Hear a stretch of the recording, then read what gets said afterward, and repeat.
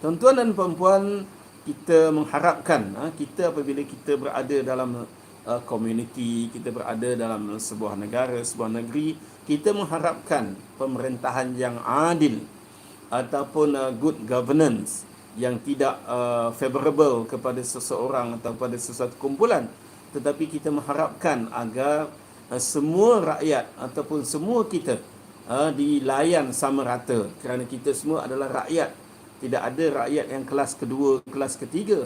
Sepatutnya kita semua dilayan sama rata oleh kerajaan, oleh jabatan-jabatan kerajaan, dan bagi mereka yang layak untuk mendapat bantuan dan sebagainya, maka sudah tentulah mereka mesti diberikan bantuan, mesti dibantu, mesti dilihat, dipedulikan, kerana kita tahu bahawa antara tanggungjawab pemimpin, antara tanggungjawab kerajaan atau tanggungjawab pemimpin di komuniti ialah mengambil tahu dan peduli akan kebajikan, akan kesusahan, akan penderitaan rakyat di bawah pentadbiran ataupun di bawah tanggungjawabnya.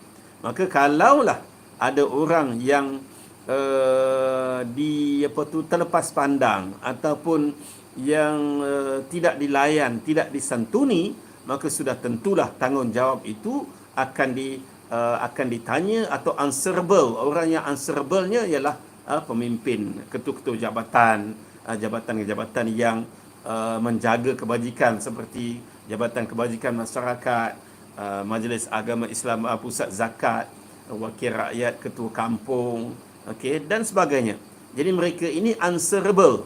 Mereka ini mereka kena jawab sebab mereka ada kuasa, mereka ada tanggungjawab. Jadi kalau mereka tidak jalankan tanggungjawab itu, mereka akan dipersoalkan oleh Allah Subhanahu Wa Taala. Sebab itu jangan kita rasa mudah, jangan kita rasa perkara ini perkara kecil. Kita rasa kita nak jadi pemimpin, kita nak jadi wakil rakyat, kita nak jadi menteri, kita nak jadi macam-macam lah nak jadi. Sebab dengan jawatan, dengan posisi itu, kadang-kadang kita rasa kita dapat gaji besar, kita dapat glamour, kita disanjung, tetapi kita tidak tahu bahawa setiap jawatan yang kita pegang itu membawa tanggungjawab, membawa accountability, membawa kebertanggungjawaban, kan? Betul tak? Betul istilah saya itu, kan? Answerable kepada Allah Subhanahu Wa Taala. Kita tahu bahawa kita tidak akan terlepas, tidak akan terlepas walaupun seinci pun. Contohnya kalau kita makan duit rakyat, kita tidak akan terlepas kalau kita makan 1 sen pun, kerana sudah tentu rakyat tidak akan halal, kan? Kalau kita makan 1 sen pun duit rakyat. Bagaimana kalau kita termakan atau sengaja makan juta-juta, jutaan ringgit? Jadi bagaimana untuk kita terlepas? Kalau kita terlepas di atas dunia ini, mungkin mahkamah dunia kita terlepas disebabkan kita ada peguam yang hebat, disebabkan kita mungkin ada terkhilaf, tak ada prima facie, kita tak dapat nak convince hakim dan sebagainya. Tetapi alangkah lebih teruk nanti, kerana kita akan dibicarakan di yaumil mahsyar, hari perbicaraan di padang mahsyar yang tidak ada orang terlepas. Kita tidak ada peguam, semuanya mengaku sendiri, saksinya tangan, mulut, mata, telinga, kaki dan sebagainya. Maka kita tidak akan terlepas daripada segala tanggungjawab, segala accountability, dan kita answerable kepada Allah Subhanahu Wa Taala. Sebab itu kita jangan rasa bila kita pakai serban, kita pakai jubah, kita mengaku kita pejuang Islam dan sebagainya, kita jangan rasa kita boleh terlepas begitu saja.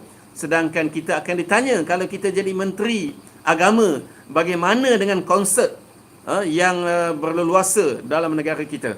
Bagaimana dengan cabutan khas judi daripada 8 jadi 22? Adakah kita berusaha? Adakah kita benci? Adakah kita gunakan kuasa kita untuk menentang segala kemungkaran ini? Tetapi kalau kita biarkan saja, kita duduk dalam surat kabinet itu semacam pasu bunga, kita biarkan saja perkara-perkara maksiat itu berlaku, bagaimana hukumnya? Kerana sepatutnya kita kena menentang kemungkaran. Dan kalau kita tak boleh nak tentang, kita tak boleh nak perbetulkan, kita kena jauhkan diri daripada kerajaan yang tidak Islam ini. Kan? Sebab itu kita ni jangan jadi ulama pengampu. Kita jangan jadi ulama yang kipas pemerintah. Kita jangan jadi ulama yang masuk sekali dengan kemaksiatan yang dilakukan oleh pemerintah. Kita bercakap sedap, man ra'a minkum munkaran falyughayyirhu biyadihi fa illam yastati' fa bilisani wa illam yastati' fa biqalbi zalika ad'aful iman. Kita baca sedap, barang siapa yang melihat kemungkaran hendaklah dia mencegah dengan tangan, yakni dengan kuasa. Bagi siapa yang tak ada kuasa, dia cegah dengan lisan, dengan mulut. Dan kalau tidak ada kuasa ataupun tidak boleh nak cegah dengan mulut, dia benci di dalam hati, dan itu adalah selemah-lemah iman. Itu sebab tuan-tuan, kadang-kadang bila kita membawa title ulama, title ustaz ini, cubaan dan dugaannya lebih besar. Okey, kalau dulu kita dengar, saya diajar dalam usrah dan sebagainya bahawa kita tidak boleh bersekongkol dengan kemaksiatan, dengan kerajaan yang zalim, kerajaan yang tidak mahu kepada Islam, kerajaan yang rasuah, kerajaan yang salah guna kuasa. Itu diajar, ditanam dalam minda saya sebagai pengikut parti Islam daripada saya umur 15 tahun sehinggalah saya umur hampir 50 tahun. Tetapi sekarang bagaimana bila pula kita boleh bersekongkol dengan perkara-perkara tersebut? Adakah hukum Islam ini berubah? Bagi saya hukum Islam tidak berubah, tetapi perangai dan juga nafsu pemimpin yang berubah.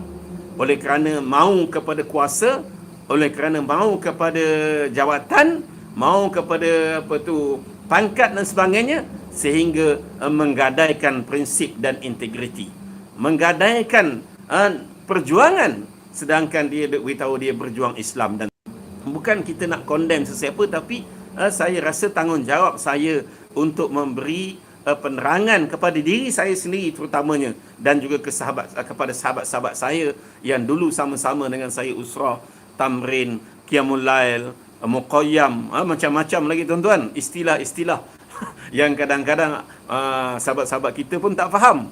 Hanya mereka yang pernah pergi muqayyam, pergi tamrin, pergi rehlah, pergi usrah saja faham istilah-istilah ini tuan-tuan. Bagaimana kita boleh bersekongkol dengan mak sakau? Bagaimana kita boleh bersekongkol dengan mak sakau yang mencuri duit rakyat, menyalahgunakan kuasa untuk boleh masuk dalam akaun sendiri duit itu? Bagaimana kita boleh bersekongkol dengan orang-orang seperti ini? Sehingga kita mengatakan bahawa kita nak menegakkan kerajaan Melayu Islam. Kerajaan Melayu Islam kita nak tegakkan, asalkan dia Melayu Islam, dia rasuah, dia salah guna kuasa pun tak apa. Adakah itu yang diajar oleh Islam? Sedangkan Islam mengajar kita, kita selalu baca laisa minna man da'a ila asabiyah wa laisa minna man qatala asabiyah. Jangan bukan dari umatku orang yang berjuang di atas jalan asabiyah. Bukan di kalangan umatku orang yang berperang di atas jalan asabiyah. Asabiyah itu tuan-tuan ialah mereka yang sokong bangsa mereka walaupun bangsa mereka itu melakukan kesalahan. Kita memang sayang kepada watan. Kita memang sayang kepada bangsa kita. Siapa yang tidak sayang kepada bangsa? Cakap, memang semua orang sayang kepada bangsa. Saya orang Melayu, sudah tentu saya sayang. Jangan tengendala sebentar. Sayangnya kita kepada bangsa ini tidak membolehkan kita membelakangkan Islam. Kita sayang kepada bangsa mestilah dalam ruang lingkup Islam itu sendiri.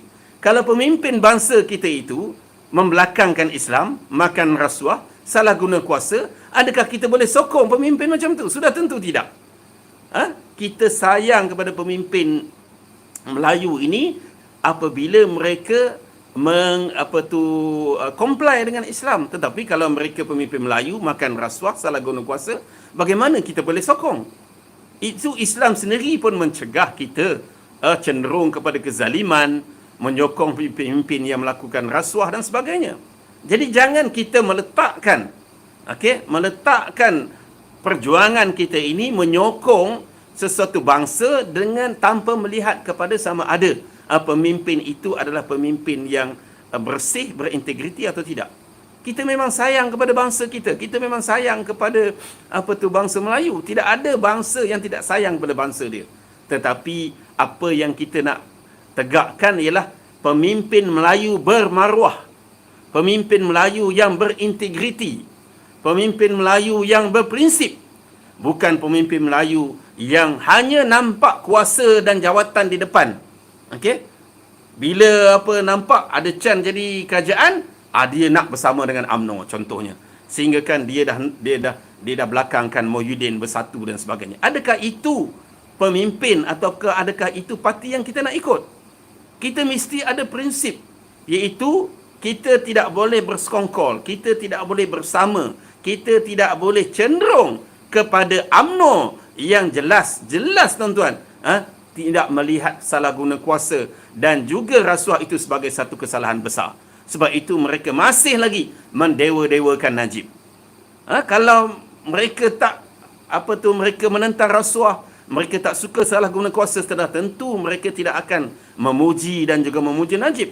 Tetapi itulah yang berlaku. Dan malangnya PAS yang mengatakan mereka adalah parti paling bersih, tak pernah ada pemimpin rasuah, mereka menyokong UMNO, mereka terhegeh-hegeh nak bersama dengan UMNO. Mereka dalam jangkaan mereka UMNO akan jadi kerajaan selepas PRU 15. Jadi mereka terhegeh-hegeh nak bersama dengan UMNO. Akhirnya nanti dapatlah dia jadi kerajaan. Bersatu, kalau UMNO buang pun dia tak kisah. Yang penting PAS akan bersama dengan UMNO dalam kerajaan. UMNO dah tentu akan tak nak pada bersatu. Kan? Kalau mereka cukup kursi, dia akan tak nak pada bersatu. Dengan PAS dia naklah. Itulah sebenarnya tujuan dan juga oportunis PAS dalam politik ini. Dia tidak lihat lagi sama ada salah guna kuasa ke dan sebagainya. Setiap hari dok kata kita nak bersama dengan UMNO. Walaupun Muhyiddin kata, PN kata, pengerusi PN kata BN adalah musuh utama Perikatan Nasional, tapi PAS tak hormat Muhyiddin. Tak heran dengan Muhyiddin. Sebaliknya, seterang-terang dia mengatakan bahawa PAS akan tetap melihat bahawa UMNO adalah rakan dia. Rakan ta'awun dia. Peluk cium dia. Dan dia tak kisah pada Muhyiddin. Inilah PAS. Saya dah beritahu banyak kali, PAS sebenarnya tidak pernah setia pada kawan. Dan kita lihat sekarang ni, Muhyiddin dah ada bunga-bunga bersatu tu untuk ditendang oleh PAS. PAS tak heran pun pada Muhyiddin. PAS tak heran pun pada bersatu. Inilah PAS. Dia bila barisan alternatif, dia keluar, dia buang ke rakan-rakan dia. Dalam Angkatan Perpaduan Ummah pun sama. Dalam Pakatan Rakyat pun sama, PAS keluar. Dia katalah dia kena tendang, padahal dia yang keluar dia yang keluar, sedangkan DAP dengan PKR tetap dalam Pakatan Harapan, dalam Pakatan Rakyat. Dia yang keluar. Kalau dua keluar, dia tinggal seorang-seorang, tak apa, ini dia yang keluar. Inilah PAS, tuan-tuan.